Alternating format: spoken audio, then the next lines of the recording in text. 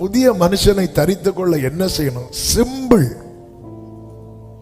பழைய மனுஷனை என்ன செய்யணும் தெரியுமா? சொல்லுங்க. களைந்து போடணும்.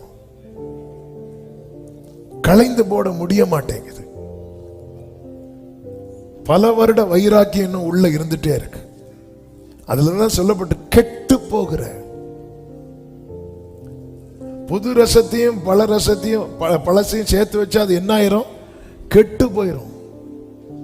புதிய ரசத்தை பழைய துருத்தியில வச்சா என்ன ஆயிரும்? கெட்டு போயிரும். கர்த்தரை சிருஷ்டித்திருக்க அப்ப சில காரியங்களை நாம் களைந்து போட வேண்டி இருக்கிறது. முடியலையா? ஆண்டவர்கிட்ட அதுக்காக பலனை கேட்கணும். இல்லைன்னா கெட்டுட்டே இருப்போம். இல்லைன்னா சொல்லுங்க, வாயை திறந்து சத்தமா சொல்லுங்க. நாம கெட்டு போயிட்டே இருக்கிறோம், நமக்கு தெரிய மாட்டேங்குது. நான் கேட்டா ரட்சிக்கப்பட்டிருக்கிறோம். ரட்சிக்கப்பட்ட ஒருத்தன் கெட்டு போறானா? ஏன் களைந்து போட முடியல? அதுக்கு தான் பலன் தேவை. ஹல்லேலூயா, ஹல்லேலூயா. எனக்கு ஒரு செய்தி கேட்டுட்டு இருக்கும் போது அதுல தேவ மனிதர் இப்படி சொல்லுகிறார், சில காரியத்தை மேற்கொள்ள முடியாத நிலைமை வருதா, உடனே ஆண்டவர்கிட்ட கேளுங்க, அபிஷேகத்தின் அளவை அதிகரித்து தாங்கப்பா.